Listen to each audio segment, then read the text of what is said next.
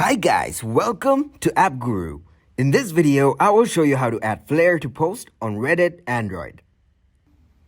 First, open Reddit on your mobile. Now, tap on Create in the middle. From here, put in a title. And then, write your body text. After it's done, tap on Next. Here, you will get to see the communities where you're already a member. Select the community where you want to post. After that, you will see Add Tags and Flair on the bottom. Select the option. Now select a Flair that matches your post. You can choose from here or you can type in and search. After you're done selecting, tap on Apply.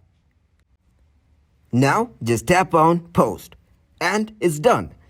Thank you for watching and please leave a like, share and subscribe.